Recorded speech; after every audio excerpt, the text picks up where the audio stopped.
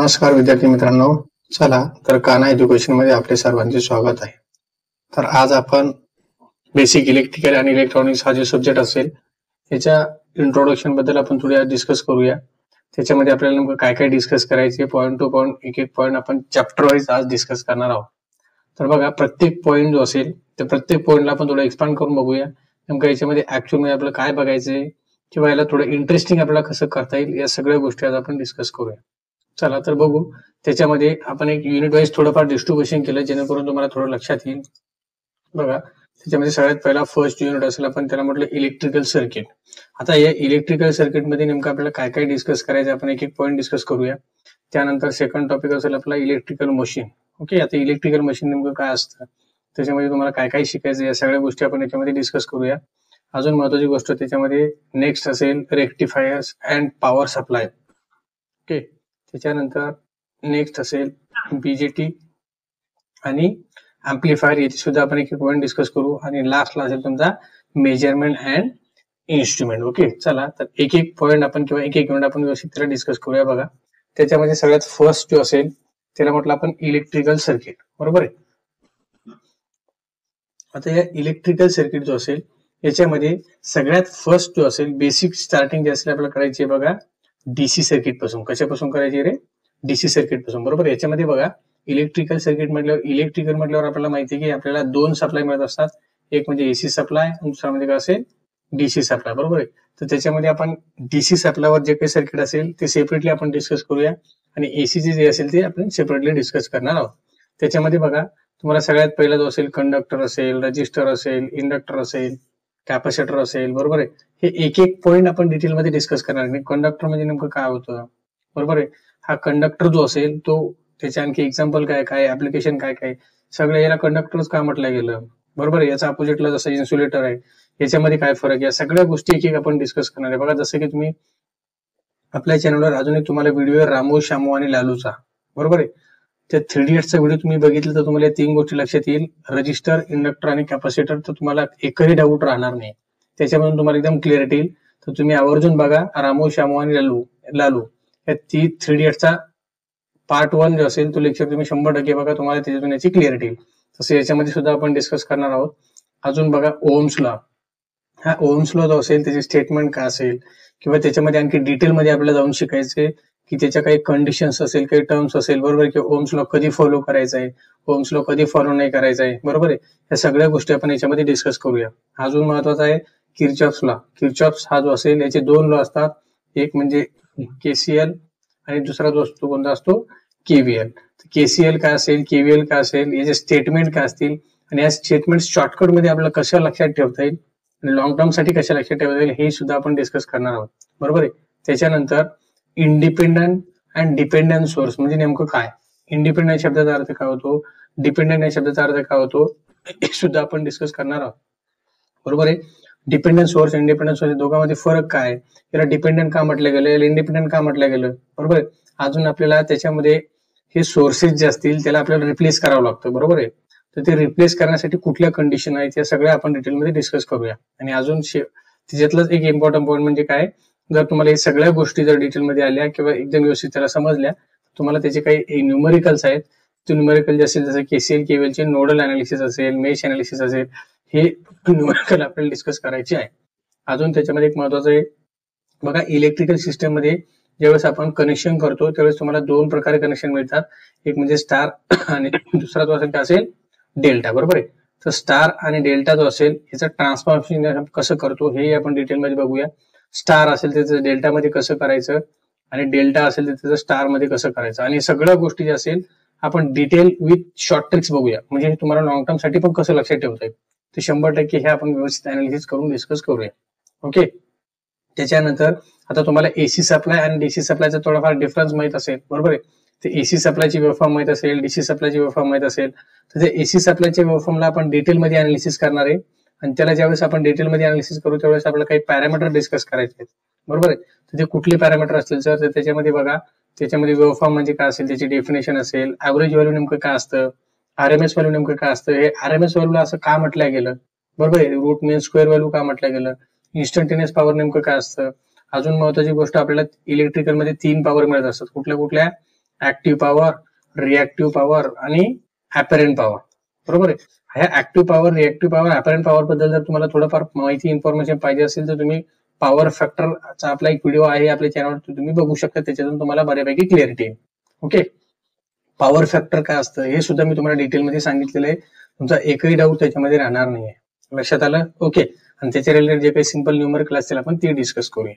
त्याच्यानंतर नेक्स्ट जो असेल पुढच्या युनिट सुद्धा आपल्याला ते डिस्कस करायचं बघा, इलेक्ट्रिकल मशीन. बरोबर आहे. आता इलेक्ट्रिकल मशीन जे असेल ते कोणकोणते असतात, आता बेसिक जर आपण क्लासिफिकेशन बघितलं तर त्याच्यामध्ये इलेक्ट्रिकलचा बेस जो असेल तो काय, एसी सप्लाय आणि डीसी सप्लाय. बरोबर आहे. तर मग एसी सप्लायवर चालणारा मशीन कोणते असेल, डीसी सप्लायवर चालणारा मशीन कोणते असेल. बरोबर आहे. तर हे इन डिटेल मध्ये आपल्याला वन बाय वन एकदम व्यवस्थित डिस्कस करायचं आहे. त्याच्यामध्ये बघा तुम्हाला त्यांनी सगळ्यात महत्वाचा पॉईंट दिला बघा, जनरेटर आणि मोटरचा डिफरन्स विचारला. कशाचा डिफरन्स विचारला, जनरेटर आणि मोटरचा. आता जनरेटरच्या नावावरून तुमच्या लक्षात आलं असेल की जनरेटरचं काम काय असतं, जनरेट करणं. म्हणजे काय, आपण त्याला मेकॅनिकल पॉवर देणार आणि आउटपुट काय घेणार रे, इलेक्ट्रिकल पॉवर. बरोबर आहे. आणि मोटरचा अर्थ काय की त्याला आपण इनपुट काय देणार, इलेक्ट्रिकल देणार आणि आउटपुट काय घेणार, मेकॅनिकल. म्हणजे काय, it convert mechanical into electrical आणि it convert electrical into mechanical. बरोबर आहे. हे आपण व्यवस्थित एकदम डिटेलमध्ये डिस्कस करूया. त्याच्यानंतर आपण मोटरमध्ये जे असेल सगळ्यात पहिली डीसी मोटर डिस्कस करणार. बरोबर आहे. डीसी मोटर जे असेल ती कशी बनलेली असेल, तिचं कन्स्ट्रक्शन काय, तिचे पार्ट्स कोणकोणते आहेत, किंवा ती कशी वर्क करते, कोणत्या वर्किंग प्रिन्सिपलवरती काम करणार, त्याच्या टाइप्स कोणते असेल. बरोबर आहे. त्याची कॅरेक्टरिस्टिक्स काय असतील. बरोबर आहे. आता त्याच्यामध्ये आणखी एक महत्वाचं आहे बघा, बॅक ईएमएफ नावाची जे हा एक वर्ड आहे, हा बॅक ईएमएफ म्हणजे नेमकं काय होतं हे एकदम वर्डिंग नुसार आपण त्याला समजून घेण्याचा प्रयत्न करणार. बरोबर. म्हणजे एकदा बघितलं की तुमच्या लॉंग टर्म साठी कसं लक्षात ठेवता येईल या उद्देशाने आपण त्याला डिस्कस करणार आहोत. बरोबर आहे. त्याच्यानंतर त्याच्यामध्ये बघा, आता तुम्ही जर विचार केला असेल की जनरेटर आणि मोटर या दोघांमध्ये एक डिफरन्स आहे. जनरेटर जे असेल तर जनरेटरचं आउटपुट इलेक्ट्रिकल आहे. बरोबर आहे. आणि मोटरचं आउटपुट मेकॅनिकल आहे ना. तर मोटरचं आउटपुट मेकॅनिकल आहे, याचं इथं आपण काय बघणार आहे आणि इथं काय बघणार आहे. बरोबर आहे. तर जिथं आउटपुट मेकॅनिकल असतं तिथं आपण टॉर्क इक्वेशन डिस्कस करत असतो आणि जिथं आउटपुट इलेक्ट्रिकल असेल तिथं आपण ईएमएफ इक्वेशन डिस्कस करत असतो. लक्षात आलं? तर मग आपण मोटर डिस्कस करतो याचा अर्थ काय, आपण टॉर्क इक्वेशन डिस्कस करणार आहोत. बरोबर. तर टॉर्क इक्वेशन नेमकं काय असतं, टॉर्क नेमका काय असतो, हे टॉर्क शब्दापासून आपण डिटेलमध्ये डिस्कस करणार आहोत. बरोबर आहे. अजून महत्वाचं त्याच्यानंतर आहे बघा, इंडक्शन मोटर. बरोबर आहे. आता इंडक्शन मोटरचा अर्थ असा होतो की ही इंडक्शन शब्द जिथं जिथं तुम्हाला मिळणार, इनडायरेक्टली ही जी मोटर असेल ती कोणती असेल, आता एसी सप्लायवर चालणारी असेल. कोणती असेल, एसी सप्लायवर चालणारी मोटर असेल. बरोबर आहे. त्याच्यानंतर सिंगल फेज ट्रान्सफॉर्मर असेल. आपला ट्रान्सफॉर्मर बघितला असेल तुम्ही, ट्रान्सफॉर्मर सुद्धा आपण डिटेलमध्ये डिस्कस करणार आहोत. ट्रान्सफॉर्मर सुद्धा एक इलेक्ट्रिकल मशीन आहे जे की एसी सप्लायवर चालत असते. बरोबर आहे. मग ट्रान्सफॉर्मरला डीसी सप्लाय दिल्यावर चालणार आहे किंवा नाही, का चालत नाहीये, विथ रिझन आपण याला व्यवस्थित डिस्कस करूया. त्याच्यानंतर ट्रान्सफॉर्मरचं सुद्धा आपलं कन्स्ट्रक्शन बघायचंय, त्याची वर्किंग बघायची. ट्रान्सफॉर्मर जर समजा आपण लोड कनेक्ट केला, म्हणजे ट्रान्सफॉर्मर जर समजा लोडवर आपण ऑपरेट करत असेल, विदाऊट लोडवर ऑपरेट करत असेल. अजून महत्वाची गोष्ट पहिले तुम्हाला हे समजून घ्यावं लागेल की इलेक्ट्रिकल मध्ये लोड किती प्रकारे असतात. एक असतो आर लोड, दुसरा असतो एल लोड आणि तिसरा कोणता असतो, सी लोड. म्हणजे काय, आर, एल आणि सी. तोच व्हिडिओ मी तुम्हाला सांगितलं होतं की जो आपला 3 इयर्सचा व्हिडिओ असेल तो जर तुम्ही बघितला तर त्याचा तुम्हाला इथे खूप मोठा फायदा होईल. एक असेल आर लोड, एल लोड आणि सी लोड. म्हणजे रामू, लालू आणि श्यामू हे तिघांचा तुम्ही व्हिडिओ 100% बघा, याच्यातून तुम्हाला भरपूर मदत होणार. क्लिअर आहे. हे लोडचे टाइप्स आहेत, that is called as resistive load, inductive load आणि कॅपॅसिटिव्ह लोड. बरोबर आहे. मग आपण इलेक्ट्रिकल सिस्टम मध्ये ज्यावेळेस ट्रान्सफॉर्मर ऑन लोड कनेक्ट करतो किंवा नो लोड कनेक्ट करणार. बरोबर आहे. म्हणजे विदाऊट लोडचा ट्रान्सफॉर्मर तुम्ही ऑपरेट करत असेल आणि विथ लोडचा ऑपरेट करत असेल तर काय होतं हे आपण डिस्कस करूया. अजून महत्वाचं की ट्रान्सफॉर्मर जर तुम्ही बघितला तर ट्रान्सफॉर्मर जे असेल त्याचं आउटपुट जे असतं आणि इनपुट जे असतं, ते इनपुट आपण त्याला काय देतो रे, इलेक्ट्रिकलच देतो आणि आउटपुट सुद्धा आपण काय घेतो, इलेक्ट्रिकलच घेतो. मग जर मला आउटपुट इलेक्ट्रिकल मिळतंय सर तर 100% मी ते काय डिस्कस करणार आहे, ईएमएफ इक्वेशन. मी तुम्हाला आताच बोललो की जनरेटरचं जर आउटपुट इलेक्ट्रिकल असेल तर याच्यामध्ये मी काय डिस्कस करणार, ईएमएफ इक्वेशन. याच्यामध्ये जर मला आउटपुट मेकॅनिकल मिळत असेल तर 100% मी सर काय डिस्कस करणार, टॉर्क इक्वेशन. आणि याचं सुद्धा जर आउटपुट इलेक्ट्रिकल असेल तर इथं सुद्धा मी काय डिस्कस करणार, ईएमएफ इक्वेशन. आता ईएमएफ तुम्हाला सांगायची गरज नाही आहे, EMF is nothing but electromotive force. बरोबर. हे एकदम बेसिक पासून आपण डिस्कस करणार आहोत. कळालं? हा. अजून महत्वाची गोष्ट की त्या ट्रान्सफॉर्मर जो आपण डिस्कस करणार त्याच्यामध्ये लॉसेस कुठले कुठले असतात का, जे की आपल्याला अनयूज असेल, बरोबर आहे, जे की आपल्या कामाचे नाही आहेत, बरोबर आहे, तिथे लॉसेस आपल्याला कसे कमी करता येईल. लॉसेस कमी केले म्हणजे 100% त्याची इफिशियन्सीवर इफेक्ट होणार. इफिशियन्सी म्हणजे काय, की आपण जेवढं इनपुट दिलं त्याच्याबद्दल तुम्हाला किती आउटपुट मिळणार आहे, जे कमीत कमी इनपुट मध्ये आपल्याला जास्तीत जास्त आउटपुट कसं मिळवता येईल याच्यावर आपण भर देऊया. अजून रेग्युलेशन जो असेल हा तुमच्यासाठी थोडा नवीन शब्द आहे. रेग्युलेशन नेमकं शब्दापासून त्याचा अर्थ आपण डिस्कस करणार आहे की नेमकं एक्झॅक्ट काय होत असतं. लक्षात आलं. अशा प्रकारे आपण इलेक्ट्रिकल मशीन जे असेल ते इन डिटेल मध्ये किंवा एकदम कन्सेप्च्युअल समजून घेऊन शिकणार आहोत. क्लिअर आहे. त्याच्यानंतर बघा नेक्स्ट, आता हा जो असेल हा थोडा इलेक्ट्रॉनिक्स पार्ट आहे. आता याच्यामध्ये रेक्टिफायर अँड पॉवर सप्लाय, आता हा जो असेल ना हा समजून घेतला तर खूप इझी पार्ट आहे, बरोबर आहे. आणि जर थोडं असेल त्याला शॉर्ट ट्रिक्स न घेतलं तर मग अजून इझी होऊन जाईल, बरोबर आहे. आपण 100% with conceptual plus short tricks घेणार आहेत. बघा त्याच्यामध्ये सगळ्यात पहिलं आपल्याला सेमीकंडक्टर जो असतो तो काय होतो त्याचा अर्थ बघावा लागेल. सेमीकंडक्टर मध्ये जसं पहिला जो तुमचा पीएन जंक्शन डायोड, बरोबर आहे. आता पीएन जंक्शन डायोड जो असतो, पीएन जंक्शन डायोड कसा तयार झाल्यापासून तर त्याची आपल्याला डिटेलमध्ये डिस्कस करायचं आहे अप टू व्हीआय कॅरेक्टरिस्टिक्स पर्यंत, बरोबर आहे. मग त्याचे नेमकं वर्किंग प्रिन्सिपल कसा असेल, तो कसा काम करतो हे आपण डिस्कस करूया.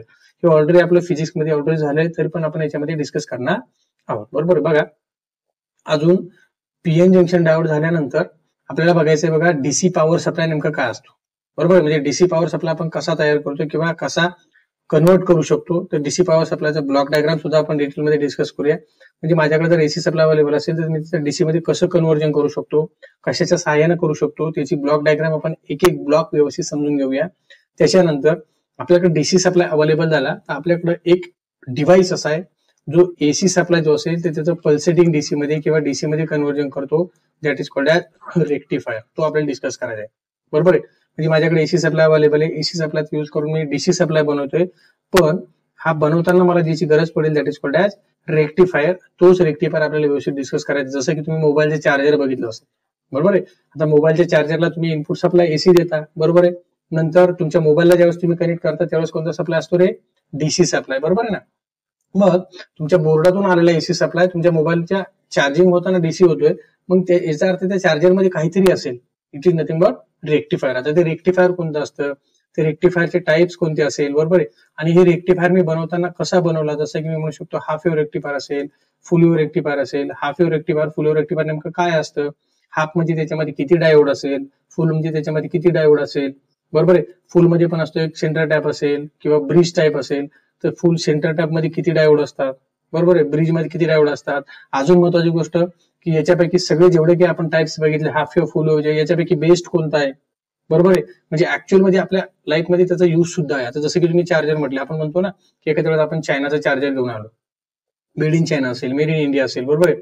एखादं स्वस्तवाला चार्जर असेल ते लॉंग टर्म साठी टिकत नाही, लगेच खराब होऊन जाईल, याचा अर्थ तो हाफ वेव्ह रेक्टिफायर त्याच्यामध्ये वापरला असेल. मग नेमकं काय असतं सर, तर ते आपल्याला एकदम व्यवस्थित समजून घ्यायचं, कसं बनवलं गेलं किंवा कसं डिझाईन केलं गेलं आणि त्याची इफिशियन्सी आपल्याला कशी वाढवता येईल किंवा त्याच्यातून बेस्ट आपल्याला कसं तयार करता येईल हे सुद्धा आपण डिस्कस करणार आहोत. क्लिअर आहे. ओके चला. त्याच्यानंतर पुढचा जो पॉईंट असेल किंवा पुढचा जो युनिट असेल त्याच्यामध्ये बघायचं बघा आपल्याला बीजेटी, बरोबर आहे. आता BJT is nothing but bipolar junction transistor. हा खूप इंटरेस्टिंग टॉपिक आहे. जर तुम्ही याला थोडं शॉर्ट ट्रिक्सने घेतलं तर तुम्हाला खूप मजा येईल. आता आपण याची एकदम मस्त जबरदस्त शॉर्ट ट्रिक बनवली आहे जी की तुम्हाला एकदम इझी वेने समजून घेण्यासाठी मदत होईल. बघा जसे तुम्हाला इथे दिसतात बघा, बायपोलर जंक्शन ट्रान्झिस्टर हा त्याचा लॉंग फॉर्म आहे आणि त्याचे हे दोन टाइप्स असतात, पीएनपी आणि एनपीएन. आता पीएनपी आणि एनपीएन हे कसा तयार झाला इथून आपण डिस्कस करायचं. अजून महत्वाची गोष्ट त्याच्यामध्ये सगळ्यात इम्पॉर्टंट टॉपिक आहे बघा, रिलेशन बिटवीन गेन. हे जे गेन असतील, करंट गेन असतील त्याचे आपल्याला रिलेशन बघायचे. तर रिलेशन कोणते असेल, सीई, सीबी आणि सीसी. सीई, सीबी, सीसी म्हणजे काय, कॉमन इमिटर, कॉमन बेस आणि कॉमन कलेक्टर. आता इमिटर, बेस आणि कलेक्टर हे या बीजेटीच्या टर्मिनलचे नाव आहेत. याला आपण एकदम ट्रिक्स नुसार एकदम व्यवस्थित शिकणार आहे. जसं की याला म्हणायचंय, बी ला म्हणायचंय बाबा आणि सी ला म्हणायचंय चाचा. एकदम सिस्टमॅटिक तुम्हाला एकदम जबरदस्त लक्ष देऊन जाईल, बरोबर आहे. बाबा आणि चाचाची ट्रिक्स वापरून आपल्याला डिस्कस करायचंय बघा. आणि याच्यावरूनच तुम्हाला इनपुट आणि आउटपुट कॅरेक्टरिस्टिक्स शिकायला खूप मोठी मदत होणार. हे जे आपण कॉन्फिगरेशन डिस्कस करणार आहे याला म्हणतो आपण इमिटर किंवा इलेक्ट्रॉनिक कॉन्फिगरेशन. हे कॉन्फिगरेशन जे असेल त्याचं सर्किट खूप कॉम्प्लिकेटेड आहे, पण ही बाबा आणि त्याची जी तुम्ही ट्रिक्स वापरली, शॉर्ट सांगतो तुम्हाला, एकदा केल्यावर परत करायची गरज पडणार नाही. लक्षात आलं. त्याच्यानंतर आपण त्याचा एक डीसी लोड लाईन कशी तयार होईल हे आपण डिस्कस करूया. त्याची स्टॅबिलिटी असेल, त्याचे छोटे छोटे पॉईंट्स आहेत, बरोबर आहे. हा त्याच्यानंतर त्याचा नेक्स्ट महत्वाचा पुढचा पॉईंट जो असेल तो असेल बघा ऍम्प्लिफायर. काय असेल? ऍम्प्लिफायर. बीजेटी नंतर आपल्याला काय डिस्कस करायचे रे? ऍम्प्लिफायर. आता ऍम्प्लिफायर नेमकं काय असतं? ओके, तर ऍम्प्लिफायर हे तुम्ही ऑलरेडी बघितलेलं आहे बघा. आपण स्पीकर मध्ये किंवा माईक मध्ये ज्यावेळेस बोलत असतो, माईक मध्ये बोलताना आपला आवाज छोटा असतो आणि स्पीकर मधून आवाज खूप मोठा होतो. बरोबर आहे? म्हणजे काय, त्या आवाजाचं ऍम्प्लिफिकेशन झालेलं असतं. म्हणजे सरळ काय की लो सिग्नलचं हाय सिग्नल करण्याचं काम कोण करत असतं? ऍम्प्लिफायर. मग नेमकं ऍम्प्लिफायर म्हणजे काय सर, त्याच्यामध्ये काय वापरलेलं असतं, तर हे आपण डिस्कस करणार आहे. ओके, त्याच्यामध्ये त्याचे छोटे छोटे पॉईंट आहे. ट्रान्झिस्टर ऍज अन ऍम्प्लिफायर, की आपण ट्रान्झिस्टरला ऍम्प्लिफायर म्हणून वापरू शकतो का? बरोबर आहे, तर हा पण एक पॉईंट आपण डिस्कस करूया. अजून त्याच्यामध्ये single stage RC couple amplifier हे त्याचा टाइप्स आहे, तो सुद्धा आपण डिस्कस करायचा आहे. लक्षात आलं? ओके, चला नेक्स्ट. त्याच्यानंतर पुढचा जो युनिट असेल तो असेल मेजरमेंट अँड इन्स्ट्रुमेंटेशन. ओके, आता मेजरमेंट अँड इन्स्ट्रुमेंटेशन जो असेल हा एकदम शॉर्ट मध्ये तुम्हाला याच्यात भरपूर काही शिकायला भेटणार. बघा, आता तुम्ही याच्यामध्ये काही महत्वाचे पॉईंट सांगतो, ते पहिले तुम्ही समजून घ्या. बघा, याच्यामध्ये आपल्याला नेमकं काय बघायचंय. आता तुम्ही बघितलं असेल व्होल्टेज ऐकलं असेल कधी, बरोबर आहे? व्होल्टेज ऐकलं असेल, करंट ऐकलं असेल, बरोबर आहे ना? पॉवर ऐकली असेल. क्लिअर? हे शब्द तुम्ही महत्वाचे ऐकले असेल. मग मला व्होल्टेज मोजण्यासाठी मी काय वापरतो सर? Volt meter. करंट मोजण्यासाठी मी काय वापरतो? अॅमीटर. पॉवर मोजण्यासाठी मी काय वापरतो? तो वॅट मीटर वापरतो. बरोबर, ह्या सगळ्या गोष्टी आपण डिस्कस करायच्या. अजून महत्वाची गोष्ट बघा, functional elements of an instrument, working principle of moving coil and moving iron instrument. आता हे मी तुम्हाला नंतर सांगतो, पहिले हे सांगतो. बघा, अॅमीटर नेमकं काय असतं किंवा अॅमीटर कसं बनलेलं असतं, कसा डिझाईन केलेला आहे. बरोबर आहे, त्याच्यामध्ये अजून महत्वाची गोष्ट की अॅमीटर मध्ये नेमकं काय काय असतं. बघा, त्याच्यामध्ये गॅल्व्हनोमीटर असेल, त्याच्यामध्ये त्याचा इंटरनल रेजिस्टन्स असेल, हे सगळ्या गोष्टी आपण एकदम शॉर्ट ट्रिक्स लक्षात ठेवणार आहे. बघा, त्याच्यानंतर आपण बघणार व्होल्ट मीटर. व्होल्ट मीटर कसा बनवला जातो, बरोबर आहे, कशापासून बनलेला असेल, नेमकं या दोघांमध्ये काय फरक असणार आहे. बरोबर आहे, आपण कम्प्युटरली सुद्धा स्टडी करणार आहे. अजून महत्वाची गोष्ट वॅट मीटर. वॅट मीटर नेमकं काय आहे, कशासाठी वापरलेलं आहे. बरोबर आहे, हे जे वॅट मीटर असेल याचा यूज काय, हे कसं डिझाईन केलं, याच्यामध्ये काय काय आहे, या सगळ्या गोष्टी आपण डिस्कस करणार आहे. अजून त्याच्यात इम्पॉर्टंट असेल जे आपल्या घरामध्ये जे बिल येत असतं, विजेचं बिल येत असतं, ते असतं तुमचं एनर्जी मीटर. आता तो एनर्जी मीटर सुद्धा आपण व्यवस्थित डिस्कस करणार आहे की एनर्जी मीटर नेमकं कसं बनलेलं असेल. बरोबर आहे, आणि अजून सगळ्यात इम्पॉर्टंट जर असेल याच्यामध्ये सगळे कामं करणारा आपल्याकडे असा एकमेव माणूस आहे, that is called as multimeter. त्यामुळे आपण त्याला मल्टीमीटर, की हा व्होल्टेज पण मोजणार, करंट पण मोजणार, रेजिस्टन्स पण मोजणार, फ्रिक्वेन्सी पण मोजणार, सगळ्या गोष्टी ज्या असतील तुम्हाला वन बाय वन सगळ्या गोष्टी तुम्ही मोजत असतो. म्हणून त्याला म्हणतो असतो आपण मल्टी म्हणजे नंबर ऑफ फंक्शन त्याच्यामध्ये आपण ऑपरेट करू शकतो. तो मल्टीमीटर सुद्धा आपल्याला डिस्कस करायचा आहे. लक्षात आलं? ब्लॉक डायग्राम मध्ये त्याची वर्किंग प्रिन्सिपल, की हे सगळ्यांचे कामं, हे व्होल्ट मीटर असेल, वॅट मीटर असेल, अॅमीटर असेल, हे सगळ्यांचे कामं एकटाच करत असतो, that is called as multimeter. आपण तो सुद्धा डिस्कस करणार आहोत. लक्षात आलं?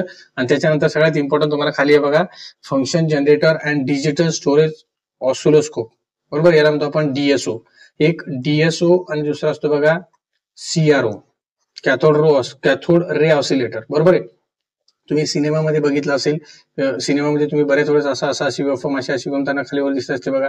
आपण म्हणतो स्ट्रेट झाले की गेला व्यक्ती. बरोबर आहे, ती जी वेव्हफॉर्म तुम्ही बघत असता किंवा ती जी डायग्राम तुम्ही बघता, ती डायग्राम आपण ती सीआरओ किंवा डीएसओ वर बघत असतो. बरोबर आहे, डिजिटल स्टोरेज ऑसिलोस्कोप किंवा त्याला म्हणतो आपण कॅथोड रे ऑसिलोस्कोप. हे सुद्धा आपण डिटेलमध्ये डिस्कस करणार आहोत.